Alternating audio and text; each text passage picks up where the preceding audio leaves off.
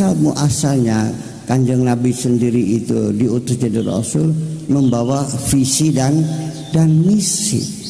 Seperti kita calon gubernur kan gitu, kan menyampaikan visi dan misi. Nabi Muhammad juga begitu dia diutus, dia sampaikan visi dan misinya. Apa visi dan misinya? Yaitu kalimatut tauhid. Betul. Tuh. Apa sih artinya kalimatut tauhid? Kalimatun itu kata. Kalimat, kata.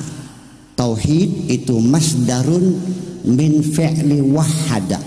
Semua fi'il sulasi yang diikutkan wazan fa'ala bitada'ifil aini, maka masdarnya adalah taf'ilan. Nasara yunasiru tansiran, qatala yuqatilu taktilan, wahada yuwahidu tauhidan. Kalau wahid itu berapa? Satu. Kalau wahada mempersatukan, tauhid persatuan. Jadi kalimat tauhid itu kata persatuan. Jadi Nabi sendiri turun di alam dunia ini adalah untuk mempersatukan umat manusia, bukannya orang Arab. Wa ma arsalnaka illa rahmatan lil alamin. Nah, kata persatuan itulah menjadi visi Kanjeng Nabi Muhammad, sehingga misinya berupa peribadatan, seremoni-seremoni, semuanya mengarah kepada mendukung visi, semuanya mengarah kepada persatuan. Dari sholatnya, puasanya, zakatnya, hajinya, itu semuanya adalah untuk mendukung persatuan. Jadi kalau Kanjeng Nabi Muhammad lahir di dunia lagi atau bisa hadir saat ini melihat umatnya yang ada di negeri Arab yang saling membunuh, kayak Nabi tertawa apa menangis kira-kira? Menangis. Ya Allah, wahai umatku, bukan ini maksudku, aku diutus ini untuk mempersatukan kamu. Bisa nangis gitu. Tapi begitu Kanjeng Nabi itu datang ke Indonesia, Nabi tersenyum. Karena ternyata di negara-negara yang mayoritas Islam, hanya di Indonesia yang umat Islamnya damai di sini. Setuju nggak Pak? Di sini ada umat Islam saling bunuh-membunuh? Ada. Ya, saya tidak mengerti.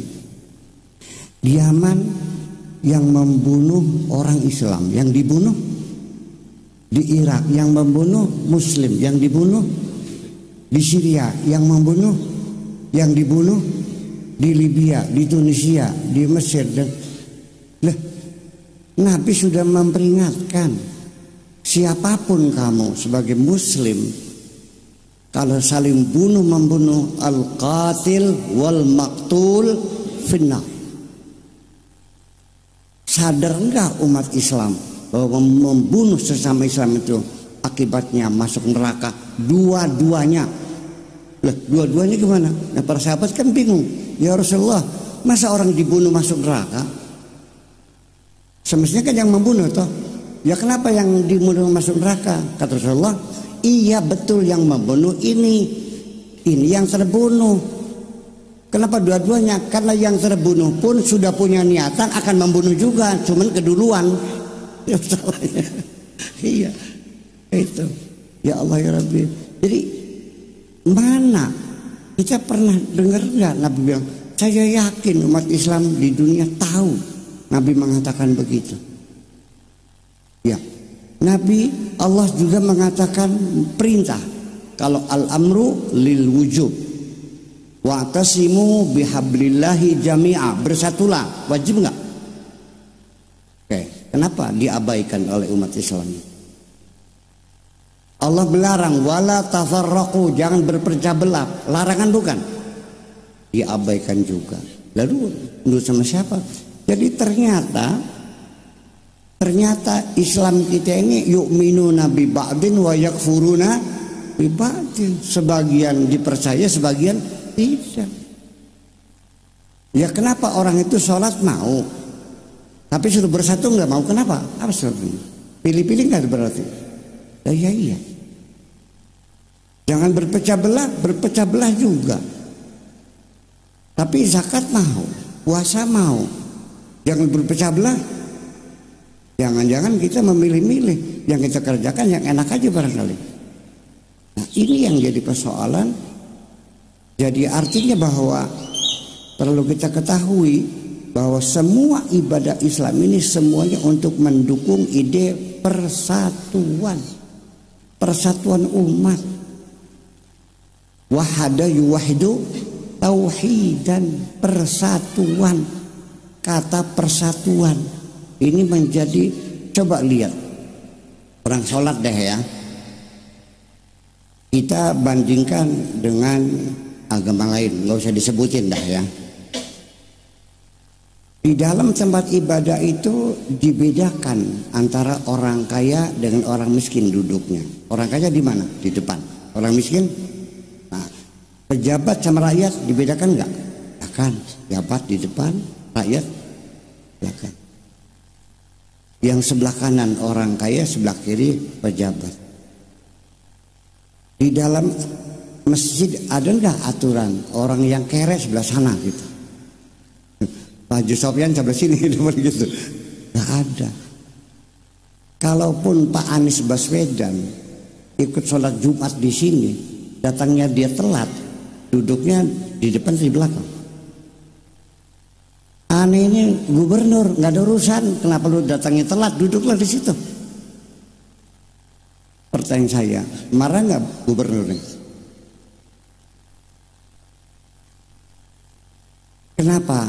Karena dalam Islam itu sholat ini untuk mendukung kalimat tauhid, persatuan, sehingga disitulah terjadi pembauran masyarakat. Aturannya nggak ada, aturannya siapa yang datang lebih dulu duduknya di, yang datangnya terlambat duduknya di, sehingga terjadilah pembauran. Nah, yang jadi pertanyaan, bagaimana hebatnya sholat sesungguhnya? Ini di belakangnya Anies Baswedan ini duduk, di depannya tukang sapu. Tukang sapu. Tukang sapunya ketakutan enggak? Anies Baswedannya tersinggung enggak? Ketika mereka sedang bersujud, kita lihat dari atas. Ternyata ubun-ubunnya gubernur, di bawah telapak kakinya tukang sapu. Ya, beliau mungkin tidak akan marah tersinggung, dia tidak terhinakan duduk di belakang tukang sapu. Tapi juga mungkin tukang sapunya yang sedikit kurang nyaman, akhirnya kelasat kelosot malah nginjek kepalanya gubernur ini. Sampai topinya jatuh. Selesai sholat dia dari topi, kurang ajar loh, sambil bergurau. Ini kan gubernur, jalan loh, begitu bersahabatnya. Kenapa itu hilang? Kenapa demikian? Karena di dalam sholat itu segala kesombongan hilang. Ketika kita bersujud, kesombongan hilang dari diri kita. Dan aroma masjid, aura masjid, perhatikan, begitu kita masuk, kita orang kaya, begitu masuk kita hilang kesadaran bahwa kita orang kaya. Dan orang miskin pun lupa gue ini orang miskin, sehingga merasakan setara. Kulluna ibadallah, ya, kulluna suwasiyatun ka'asnanil musti, ada satu kesetaraan di hadapan Allah. Begitu indahnya dalam Islam. Lewat, kenapa tidak membangun persatuan? Malah justru kadang-kadang orang yang rajin berjamaah bertengkarnya ramai juga. Ya kenapa? Karena kurang menjiwai. Oke, boleh enggak di sini ada orang kaya nyumbang masjid 1 miliar? Ya, masjid itu harganya 2 miliar. Coba nih, sekarang gue bayar nih. Tapi gue pesan ini di depan mimbar buat gue, boleh nggak? Nggak boleh, nggak boleh. Karena itu melanggar aturan, karena sholat itu untuk mempersatu. Betul nggak? Ibadah puasa apa? Untuk membangun kepedulian sosial. Bayangkan orang kalau bulan puasa ini meditnya hilang, kedermawanannya nongol secara tidak sadar. Sok bayangkan bahwa sekalian, menjelang maghrib itu kenapa ibu rumah tangga itu kok memperhatikan dapurnya tetangga? Kok dari pagi nggak ada asapnya sih? Disuruh anaknya, Neng, itu tetangga kita dapurnya nggak pernah keluar asapnya tuh. Lihat, langsung lihat. Anaknya berangkat pulang mah nggak bisa masak, nggak punya beras. Ini ibu rumah tangga mendengar tetangganya nggak bisa masak bulan puasa, nangis loh. Betul nggak? Jadi nggak bisa masak. Ya Allah nih, nah ambil beras 2 kilo nih, ini uangnya 20.000 buat beli ikan asinnya, cepetan, kesian ya Allah. Kenapa ketika bulan puasa muncul rasa kepedulian itu? Tapi ternyata setelah puasa selesai, meditnya nongol lagi. Lah kenapa? Nah itu persoalannya karena kita sendiri kurang menghayati ibadah-ibadah itu semuanya. Kenapa? Karena jujur secara filosofis bahwa umat Islam sesungguhnya sudah terjebak pada Islam seremonial. Bukan ruhul ibadahnya tapi seremoninya. Betul gak gitu? Iya. Jadi kosong semuanya. Haji juga sama. Itu dicanangkan untuk dijadikan pertemuan bangsa-bangsa di dunia. Bayangkan konferensi internasional biayanya berapa? Bisa dibayangkan berapa triliun. Ini musim haji mereka berangkat ke sana ongkos dewek-dewek kok. Betul nggak? Ya kenapa dalam musim haji tidak diadakan meeting pertemuan antara amir-amir haji di hotel mana, berbicara, mengambil sikap bersama menghadapi situasi kondisi sekarang ini? Kenapa tidak diadakan pertemuan? Memang tidak boleh. Ada yang melarang. Saya bilang sekarang ada yang melarang. Nah itu persoalannya. Jadi ya itulah makanya Kanjeng Nabi Muhammad sendiri ketika mengabadikan tradisi atau seremoni haji itu bukan mengabadikan kemusyrikan.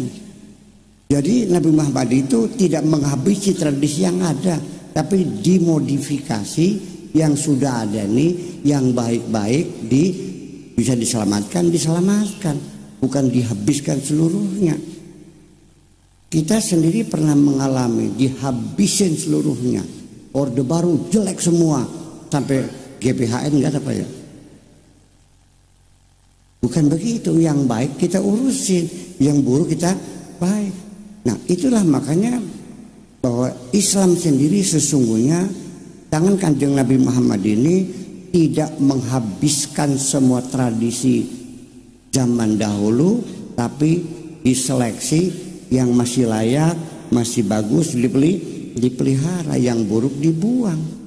Maka terjadilah itu mata rantai budaya yang saling mengikat. Begini,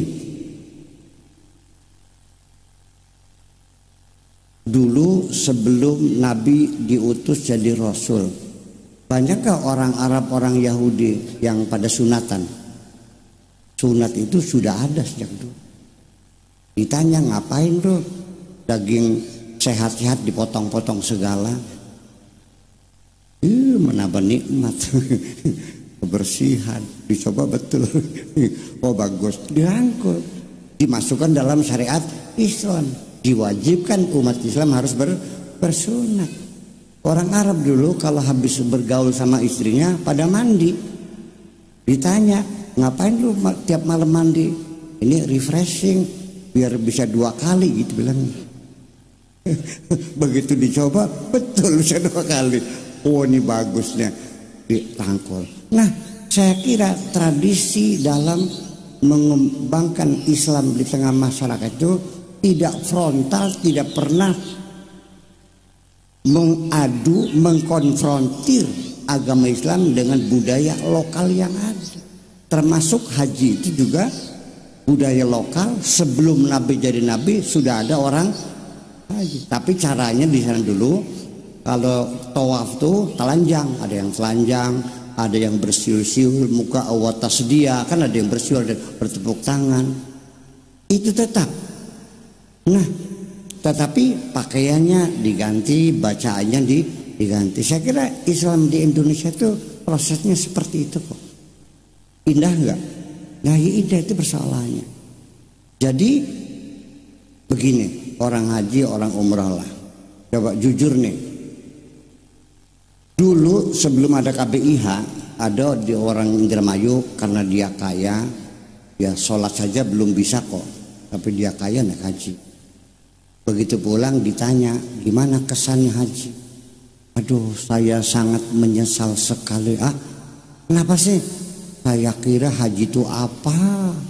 Nggak taunya kayak orang main-main, muter-muter, lari-lari, lempar-lemparan, campingan. Benar, ini orang benar. Dia menghayati memang seperti main-main. Coba saya mau nanya, di sana orang haji ada balon jumroh ya? Lempar apa tuh Pak? Lempar setan. Kira-kira kena nggak keningnya? Nggak mungkin. Setan tuh gelombang, ini batu nggak mungkin kena. Nah, kenapa itu dipelihara? Karena walau bagaimanapun ini adalah seremoni yang bisa membangun kebersamaan kita di dunia ini. Dan juga makna yang kedua adalah menapak ilasi. Sejarah penting dalam sejarah ketuhanan. Bahwa satu-satunya orang yang pertama kali menemukan Tuhan secara lengkap dan sempurna adalah Kanjeng Nabi Ibrahim alaihi salam. Maka perjalanan manusia mencari Tuhan, kita ini menapak ilasi. Sehingga apapun yang ada tidak lebih hanyalah simbol-simbol itu. Jadi jangan dikira bahwa simbol tidak ada artinya. Kita sendiri juga sering melakukan. Kalau Bapak, kalau pengantin bawa roti buaya enggak? Jangan dibilang apa ya, musyrik lah. Ya enggak dong. Itu simbolnya orang Betawi. Artinya bapak mertua, gua ini sifatnya kayak buaya gitu. Karena buaya itu adalah salah satu binatang yang setia hanya dengan satu pasangan. Kalau istrinya mati, buaya nggak mau kawin lagi. Itu maksudnya. Hebat nggak tuh? Iya, simbol. Jadi jangan yang simbol-simbol lalu dia harus dibawa. Kita hidup ini perlu simbol loh. Hidup ini adalah simbol. Dan sesungguhnya wujud alam semesta tidak lebih hanya simbol atas wujud Allah. Setuju gak kira-kira? Iya. Nah itulah makanya. Jadi jangan dikonfrontir syariat dengan adat ini. Nah ini kesempatan saya ini menerangkan bahwa ibadah haji ini adalah adat yang diakomodir sebagai syariat. Kita juga sama sekarang ini. Islam di Indonesia itu adalah prosesnya seperti itu. Ini realita di lapangan. Artinya begini, dalam seremoni apa saja syariat itu selalu dikemas dengan adat. Syariat dalam implementasinya selalu dikemas dengan adat. Umpamanya apa tadi? Pengantinan. Nah, saya mau nanya nih, yuk kita coba untuk memilah mana adatnya, mana syariatnya. Kalau orang nikah, akad nikah kan syariat ya. Tapi mobilnya 10 sambil bunyiin klakson, tetot itu adat apa syariat? Satu. Yang kedua, mobilnya itu dihias pakai kain Prada. Adat apa syariat? Dua. Kemudian pengantin lakinya turun di mobil, disambut oleh calon mertua, dikalungin bunga. Adat apa syariat? kemudian digandeng oleh calon mertua, ada tanpa syariat. Setelah itu kemudian pidato penyerahan pengantin laki-laki, ada tanpa syariat. Terus sambutan pengantin perempuan, ada tanpa syariat. Kemudian duduk berdampingan, ada tanpa syariat. Kemudian kudungnya ditungkrepin di kepala laki perempuan, ada tanpa syariat. Setelah nikah nginjak dicuci sama istrinya. Setelah itu tawuran beras kuning sama uang, ada tanpa syariat. Roti buayanya, lah syariatnya mana? Cuman atu syariatnya, kobil tuh itu aja kok. Betul nggak? Bayangkan kalau kita ingin murni syariat tanpa adat, hambar rasanya. Sok tanya sini, ada nggak orang yang punya anak perempuan, buang semua adatnya, kita pakai syariat saja. Calon laki-laki datang, sahabat suka, wangkah tuka binti fulana bimari kata wakata kobil tuh riba pergi, mau nggak gituin? Ya udah, makanya jangan lawan adat. Adat itu, Buddha itu milik kita, milik kita. Nah ini saya kadang-kadang banyak melihat mas kita, satu adat yang hilang ternyata tidak dicari. Kalau bapak-bapak punya anak nggak pulang-pulang dicari nggak? Tapi kita kehilangan adat kadang-kadang tidak dicari, udah aja. Pada itu adalah sebagai membentuk kepribadian bangsa Indonesia. Nah ini makanya jangan mengkonfrontir adat dengan syariat. Yuk kita modifikasi, ya kan begitu. Marhabanan, tahlilan, maulidan itu semuanya bukan agama, itu adat kok. Percaya nggak? Nah, saya tadi malam Maulid Nabi di Masjid Agung Indramayu. Saya katakan bahwa hari ini kita mengadakan Maulid Nabi. Tapi saya ingin membangun terminologi yang khusus untuk ini, bahwa Maulid Nabi ini bukan memperingati hari lahir Nabi. Karena Nabi lahir tanggal berapa? 12 Rabiul. Sekarang sudah telat. Bukan, satu. Jadi Maulid Nabi ini bukan memperingati hari lahir, tetapi mau'idhah hasanah untuk menitipkan Kanjeng Nabi kepada anak cucu kita. Yang ketiga buktinya, saya tidak menyalakan lilin. Yang keempat, saya tidak menyanyikan lagu Happy Birthday. Jadi Maulid bukan memperingati lahir, tapi Maulid adalah untuk menitipkan Kanjeng Nabi kepada anak cucu kita. Masih salah juga. Gimana sih? Itu persoalannya. Jadi ini, dulu kita menghabiskan tradisi-tradisi yang dianggapnya bertentangan dengan syariat. Oke, saya setuju. Seperti dongbret, mungkin Bapak pernah dongbret. Dongbret, lais, umbul, yang laki perempuan joget-jogetan gitu tuh, ya kan? Kemudian apalagi tradisi makan kacang sama ngeteh, sama lampunya dibungkusi kain merah di bawah pohon, itu terjadi. Terus apalagi sampiong, ada nggak? Pernah dengar sampiong? Nggak ada di sini ya. Iya. Nah di Indramayu kiainya melarang sampiong, yang pakai apanya? Pakai rotan itu, bukan ya, sabet-sabetan tuh, dilarang. Begitu sampiong hilang, munculnya tawuran, Pak. Dompet hilang, munculnya night club. Sintren hilang, munculnya kafe. Nggak mungkin, ini botol nih airnya dibuang akan masuk angin. Itu persoalannya. Nggak mungkin kita hidup semanusia tanpa budaya, tanpa tradisi, tanpa adat.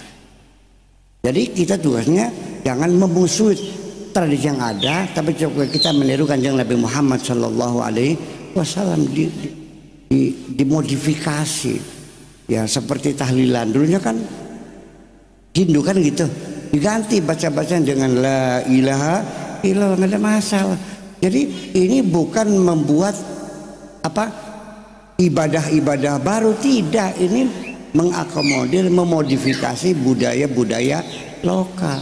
Nah, sehingga ini saya ingin katakan, karena kita para dai kita dulu menyebarkan Islam itu dengan cara pendekatan budaya, sehingga akibatnya bahwa orang Indonesia dalam beragama dan berbudaya kadang-kadang tidak bisa membedakan, dan masuknya adalah indah sekali. Yuk kita kembali cerita. Setelah Mekah ditaklukkan oleh Kanjeng Nabi Muhammad, wa ra'aitan nasa yadkhuluna fi dinillahi afwaja. Setelah ditaklukkan, lalu baru mereka masuk Islam berbondong-bondong. Setelah kota dilingkar, dikepung tentara Islam, dan mereka tidak bisa melarikan diri, tidak bisa bersembunyi, baru mereka masuk Islam. Saya mau nanya, orang Mekah masuk Islamnya sukarela apa terpaksa? Yakin? Yakin. Nah, di sini orang Betawi masuk Islamnya terpaksa apa sukarela? Jadi yang hebat mana? Iya, betul, kita hebat. Ya. Di sana orang namanya begini, dari sejak awal, begitu Nabi Muhammad meninggal dunia, persatuan umat Islam yang sudah dibangun begitu indahnya oleh Nabi, perjuangan keras selama 23 tahun, begitu meninggal dunia, persatuan umat Islam sudah pecah kongsi sampai sekarang. Betul? Ternyata di Indonesia sejak penyebaran Islam sampai sekarang tidak pernah ada orang Islam saling bunuh membunuh. Kenapa? Karena negara kita bukan negara agama, tapi negara yang bertuhan. Ini yang jadi persoalan. Ketika Islam di tangan Nabi adalah agama, begitu Nabi meninggal bergeser Islam sebagai ideologi. Itu persoalan. Makanya ya sudahlah, Islam kita amalkan yang penting, Pak ya. Kita dipelihara oleh negara kita, diurusin. Haji diurusin nggak? Puasa diurusin nggak? Zakat diurusin nggak? Ya sudah, selesai, alhamdulillah. Ya, jadi agama yuk kita amalkan, tidak penting diformalkan. Karena inilah sebabnya negara kita negara yang bertuhan. Artinya orang Islam sebetulnya Tuhannya siapa? Yang Maha Esa. Jadi Pancasila milik siapa sebetulnya? Umat Islam sebetulnya. Jangan ragu-ragu Pak. Ini ya, jangan ragu-ragu ya. Untung kita dulu negara Pancasila. Kalau dulu negara Islam tidak satu Pak. Kalau yang berkuasa mazhab lain, lu dihabisin nih. Yang menang A, B, C, B, lantas. Nah, makanya saya ingin kembali mengatakan, mumpung masih ingat, bahwa ini pernah geger masalah sekulerisme, memisahkan agama dengan negara. Sebetulnya umat Islam itu yang pertama kali memisahkan antara agama dengan negara. Ceritanya begini, dulu pada waktu khutbah Idul Adha, seorang raja di Irbil mengatakan begini, saudara-saudara sekalian, onta kambing yang sudah diikat buat korban, tunggu, jangan dipotong dulu, nanti nunggu saya selesai khutbah baru dipotong korban itu. Dan saya juga hari ini punya korban khusus, kepalanya Syekh Jaham, kepala Mu'tazilah, akan saya penggal hari ini. Karena dia punya dosa besar mengatakan Quran adalah hadis, Quran adalah makhluk. Begitu turun khutbah Jumat langsung dikewer kepalanya, dipenggal di tengah lapangan itu. Ya, korbannya 10.000 orang Mu'tazilah yang dipenggal kepala. Nah, ketika Daulah Abbasiyah itu dipimpin oleh Mu'tasim Billah, oleh Maksum, ya, dan mereka itu raja-raja Mu'tazilah, sebaliknya Ahli Sunnah wal Jamaah dirazia. Kalau yang mengatakan Quran qadim juga sama, dibantai juga. Korbannya bukan sembarangan.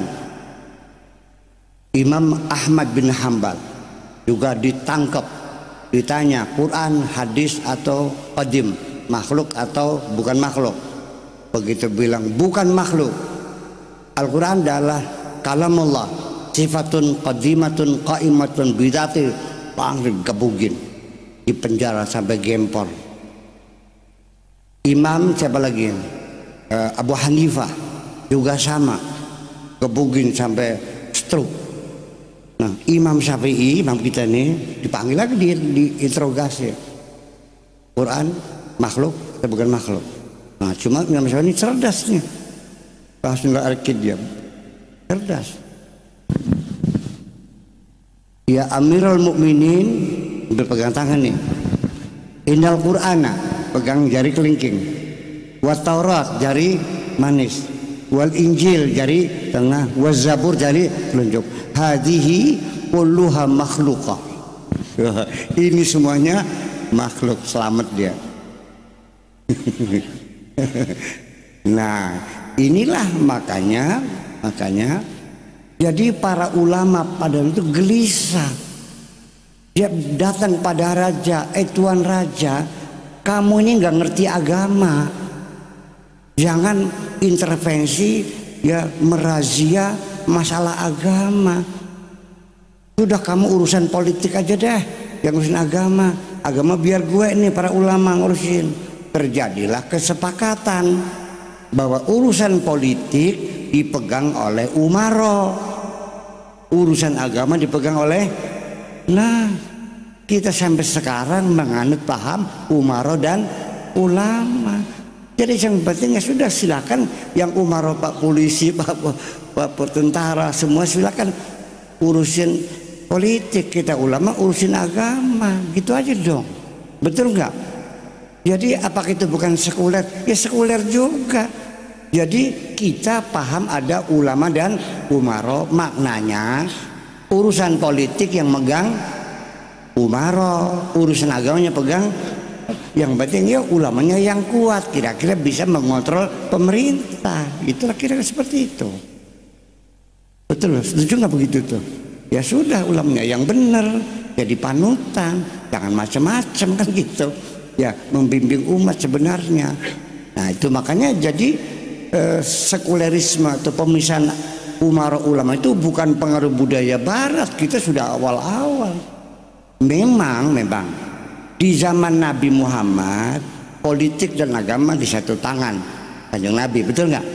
Sholat yang mengimami Kanjeng Nabi, pajak yang ngatur Kanjeng Nabi, perang yang ngatur Kanjeng Nabi, sampai Khulafaur Rasyidin, karena mereka masih ashabul akhyar, ya orang-orang yang kokoh. Tapi begitu raja-raja yang lain ya tidak seperti Nabi lagi, maka akhirnya terjadi overlapping, tumpang tindih kekuasaan. Saya kira seperti itu saja masalahnya. Jadi Bapak sekalian, kembali bahwa kita sekarang ibadah umroh atau haji samalah. Ada satu pertanyaan lagi, kenapa orang kalau ingin naik haji itu padahal dia uangnya pas-pasan, tanah hanya punya 50 meter, dia sunyak dijual, pengen naik haji. Keinginan menggebu-gebu ingin naik haji, padahal sholatnya masih malas loh. Lah kenapa sholat malas kalau haji bersemangat? Nah ini ada rahasia yang terpenting, bahwa dalam nadhariyatul uslub sendiri, coba kita perhatikan, ketika Allah menyuruh sholat menggunakan fi'il amar, aqimus sholat.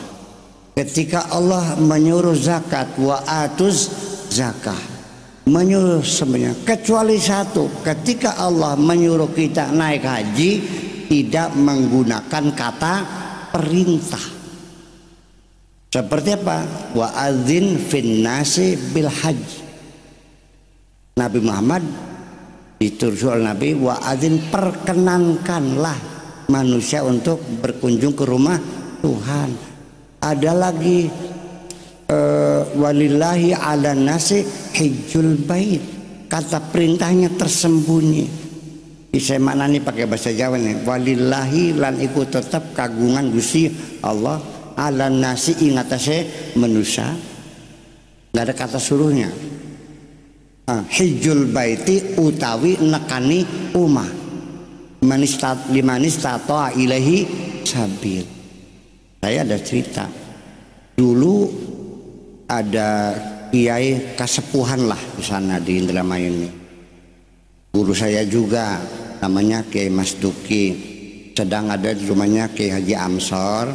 Saya kepengen Pak Kiai ini mampir ke rumah saya. Dia guru saya. Jadi saya suruh santri saya, tolong sampaikan Pak Kiai Mas Duki bahwa saya sangat bahagia sekali kalau Pak Kiai berkenan ketika pulang mampir ke rumah saya. Gitu. Santri itu pergi, dia nggak laporan, Pak Kiai Mas Duki ini juga nggak datang. Saya panggil anak itu, kamu suruh gimana laporannya? Sudah, ya laporan dong bagaimana? Sok gimana ngomongnya? Suruh mampir gitu. Oh goblok banget. Pak Kiai Mas Duki kata Buya, mampir katanya. Ngaco kamu mah. Jadi karena dia ngomongnya suruh mampir, malah nggak mampir. Betul nggak? Nah ya iya. Jadi bahasa itu semakin terbuka, semakin vulgar, itu semakin tidak nyaman. Itulah makanya orang naik haji itu semangat bukan main, karena Allah itu mengatakannya liman istata'a ilaihi sabila. Itu pun kalau Anda berkenan, kan enak. Bayangkan, itulah sebabnya maka kerinduan kita melihat Ka'bah sebagai rumah Tuhan itu merasuk. Tanah cuma hanya 50 meter dijual untuk naik haji, setelah pulang nggak punya apa-apa tuh. Ya kenapa? Nah, di sini saya mungkin berbeda dengan KBIH atau apa tim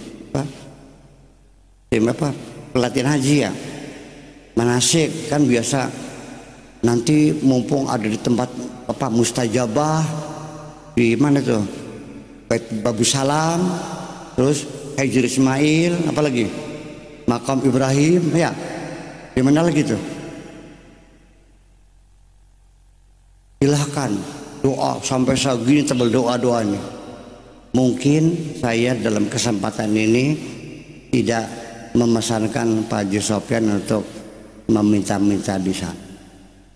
Sebaiknya ketika kita terharu melihat Ka'bah, kita akan punya pengalaman yang sama. Saya juga pernah mereka pertama kali, nggak tahu dah, begitu melihat air mata menetes saya. Sama nggak begitu kira-kira? Nah, mumpung sedang ada di Ka'bah, saya tidak mengharapkan atau tidak menyarankan untuk banyak meminta-minta kepada Allah. Kalau datang ke sana minta hanya dagangannya laris supaya dapat jodoh, terlalu mahal. Kalau pengen dapat jodoh, ikut saya aja ke Tegalagung malam Sabtu di sana. Istiqomah bersama, cukup 200.000 ya. Iya mahal sana. Insya Allah mustajabah di sana dah gitu. Saya jamin deh nih, yang belum punya suami, yuk ke sana. Iya, langsung 2-3 kali udah dapat jodoh tuh. Iya. Nah itu jadi mahal. Jadi gimana? Nggak usah minta apa-apa. Minta kaya nggak usah. Sampaikan kerinduan kita di hadapan rumahnya itu. Ya. Hanya satu. Aku meminta ampun atas segala dosa. Dan sudah, tidak usah minta. Bedanya kalau di Mekah, yuk kita perbanyak istighfar saja. Kalau di Madinah nanti memperbanyak sholawat sebagai kerinduan. Lalu pulang-pulang dapat apa? Dapat segala-galanya. Kan gak minta? Enggak. Masuk akal nggak? Nggak minta dapat segala-galanya. Begini, Pak Nurul Akid ya, punya anak 5 nih. Contohnya Husnul Akid ya, punya anak 5. Yang pertama minta kawin, yang kedua minta mobil, yang ketiga minta rumah, yang keempat minta sekolah di Amerika, yang kelima ditanya, Neng, sok minta apa? Ayah, aku tidak minta apa-apa. Mau kawin lo? Enggak ayah. Mau rumah? Enggak. Sok minta apa? Ananda hanya minta ampunanmu. Kira-kira yang paling disayang anak nomor berapa, Pak? Justru yang tidak minta apa-apa itulah yang paling disayang oleh Allah. Hanya minta ampunan saja. Ya. Nah, ini pelajaran pertama untuk orang yang masuk dalam dunia tasawuf. Pelajaran pertama, dengerin baik-baik. Man syaghalahu dzikri an mas'alati a'taituhu afdhala ma u'tisailina. Maknanya, man syaghalahu dzikri, barang siapa yang dirinya hanya sibuk berzikir saja, an mas'alati, sehingga tidak pernah minta apa-apa kepadaku, ataituhu, pasti aku beri afdola yang paling hebat, ma'u'tisailina, daripada mereka yang banyak minta-minta. Bayangkan kalau sudah orang tua anak yang tersayang, nggak usah minta rumah, dia langsung disertifikati sama bapaknya. Betul enggak? Subhanallah. Nggak usah minta mobilnya yang terbagus. Apa? Hanya minta ampunan.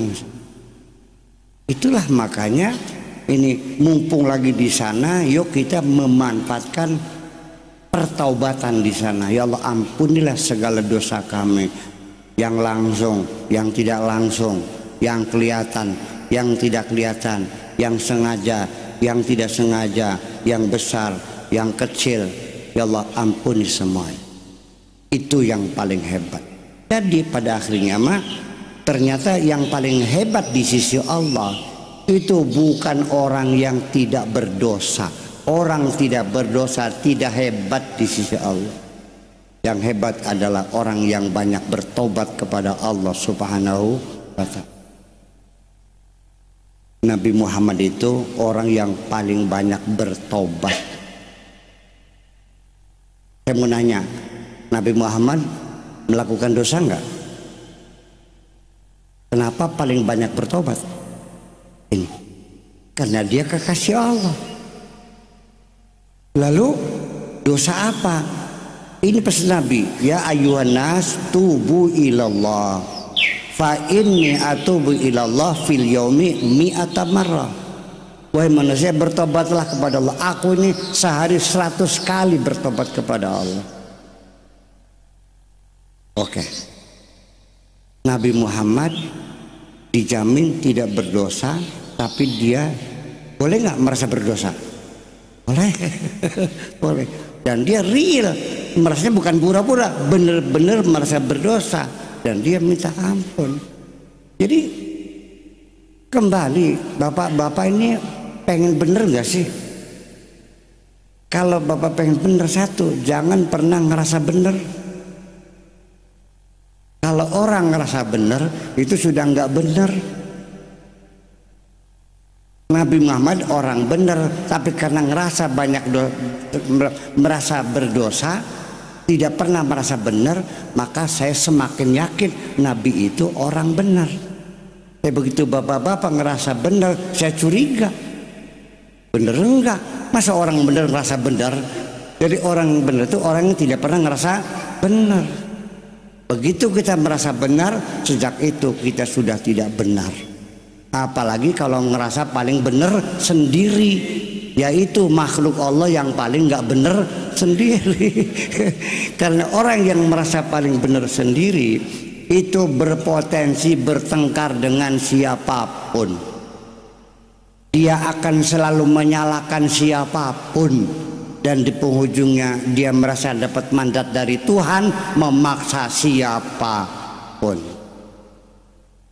Ya, lalu seperti apa kesalahan Nabi ini? Pernah terjadi ada orang buta datang. Ya, masalahnya beliau sedang rapat penting dengan pembesar-pembesar, bicara strategi perjuangan. Mungkin Nabi sedikit kurang suka lah. Kamu orang buta paling ngobrol nganggur loh. Yang kita lagi penting nih. Mungkin di hatinya begitu. Tapi kan mukanya cemberut Nabi ini. Lalu membuang muka kan. Cemberut membuang muka. Mungkin agak kesel sedikit lah, nggak banyak mungkin.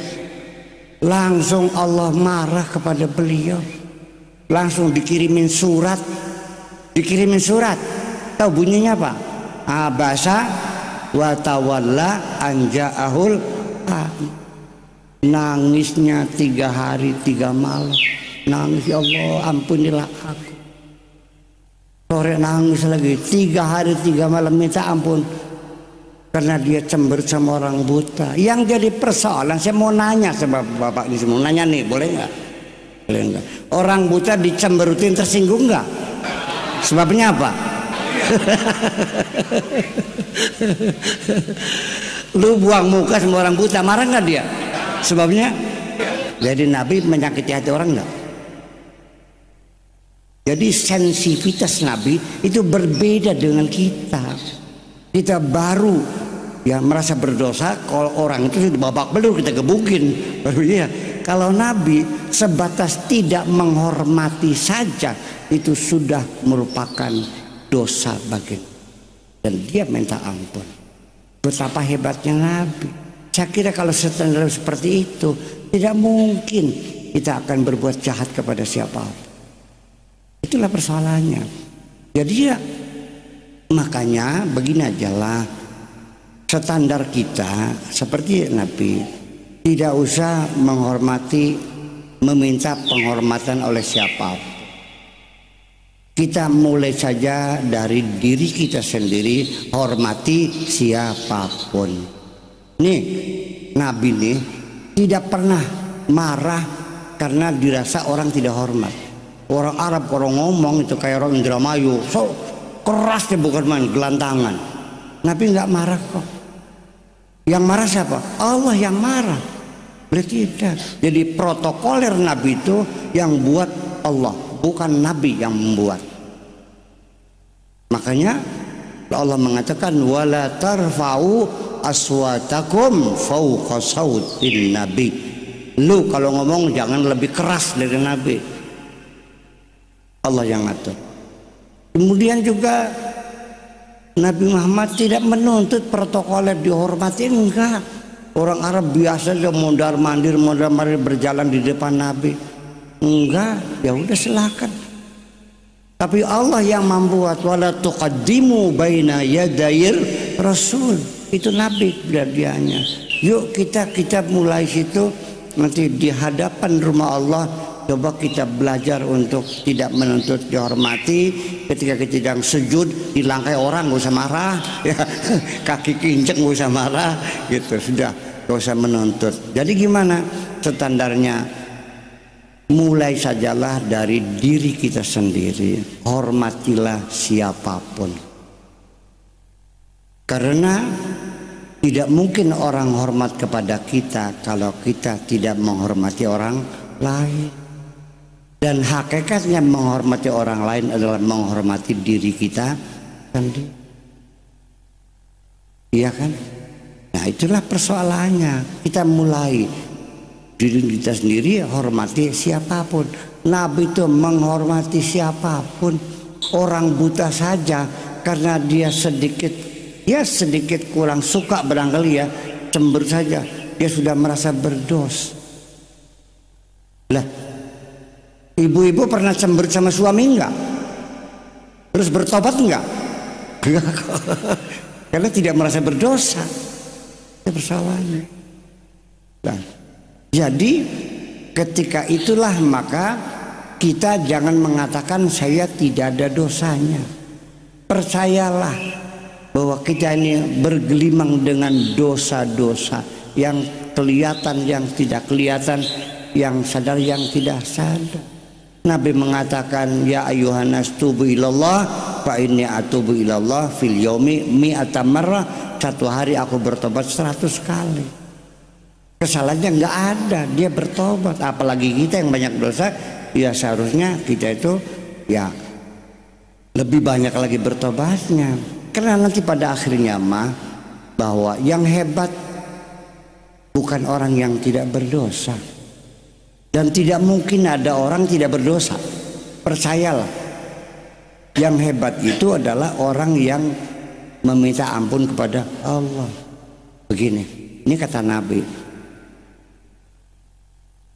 lau annakum lam tuznibu, kalau kamu tidak pernah berdosa. Umpamanya ada orang yang tidak pernah berdosa, nggak ada nilainya, la zahaballahu bikum jami'an, akan dimatiin semua orang yang tidak berdosa. Wajah abi khalqin jadid, Allah bikin makhluk yang baru. Fayuznibuna, banyak berbuat dosa. Fayastaghfiruna, dan meminta ampun. Fayughfarun, dan mereka diampuni. Yang hebat orang yang mendapat ampunan dari Allah Subhanahu wa ta'ala. Percaya enggak? Pertobatan ini membawa kita nyaman, hidup kita bahagia, stres hilang, kepala nyut-nyutan hilang, kuping krepek-krepek hilang. Betul. Jadi dasar tak? Ya, jadi artinya bahwa nih, saya mau nanya, seorang narapidana dalam rangka 17 Agustus dikasih remisi, ya kan? Dibuka pintunya, kata sipirnya, silakan Bapak mulai hari ini bebas. Apa yang dirasakan? Kegembiraan yang luar biasa. Dari tempat yang sempit sel itu, dia menghirup udara bebas. Kebahagiaan yang luar biasa, terbebaskan dari hukuman itu. Itulah kebahagiaan orang yang meminta ampun kepada Allah. Percaya enggak? Makanya jangan lambat, segera. Wasari'u ila maghfiratin min rabbikum wa jannatin arduhas samawati wal ard. Segera banyak meminta ampun kepada Allah. Karena persoalannya bahwa semua ini akan selesai penderitaan kita. Semua kejahatan membawa siksa, semua kebaikan membawa kebahagiaan. Ampunan adalah menstabilkan kondisi kita. Jangan percaya, jangan tidak percaya bahwa dari emosi-emosi kita, dosa-dosa kita membawa siksa. Saya mau nanya nih, kalau anak nggak sekolah, bapak marah nggak? Marah. Istri masaknya nggak enak, marah nggak? Itu semuanya, apapun yang terjadi, sebetulnya kemarahan kita itu komplain kepada kehendak Allah. Apapun yang terjadi di luar keinginan kita menimbulkan kemarahan. Berarti di balik itu kita ingin mengatur Allah supaya melaksanakan keinginan. Kurang ajar nggak kira-kira itu?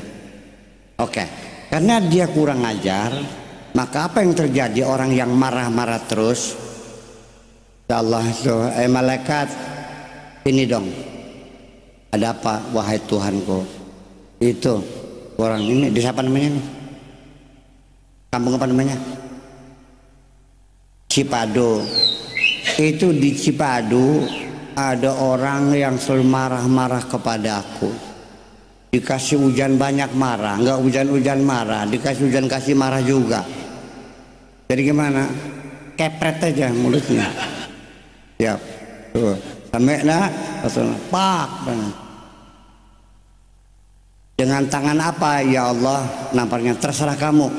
Kalau pakai tangan kanan, menyonya ke kanan. Kalau pakai tangan kiri, menyonya ke kiri. menyon. Sudah laksanakan. Terus apalagi itu tangannya yang suka mukulin istri itu, pelintir aja, siap, krekek lagi. Sudah, apalagi tuh kakinya diinjak kalian juga, tukang nendangin pintu tuh. Akhirnya apa? Jalannya diseret, tangannya nyerkeplek, mulutnya menyon, ecesnya delawer. Karena dia selalu marah-marah. Itu kata saya, kalau bapak-bapak tanya kepada dokter, pada psikiater, akan diterangkan begini. Orang itu kalau marah-marah terus, ini paru-parunya tegang. Karena paru-paru tegang, maka paru-paru itu tidak optimal ya memompakan oksigen ke dalam darah kita, sehingga napas kita menjadi sesak. Kalau napas kita sesak, nanti otak sadar, bawah sadar kita memerintahkan jantung kita untuk berdegup lebih cepat dari yang normal. Yang biasanya 1 menit 70 detakan, karena kurang oksigen maka jantung dipaksa berdetak lebih banyak, menjadi 90 sampai 100 kali per detik. Maka terjadilah peningkatan hormon adrenalin. Ya, tensi menjadi naik. Tensi naik akibatnya stroke. Kalau stroke jalannya diseret, tangannya nyepet, mulutnya, ecesnya sama enggak? Itu. Jadi makanya segera meminta ampun kepada Allah sebelum dikepret sama Allah.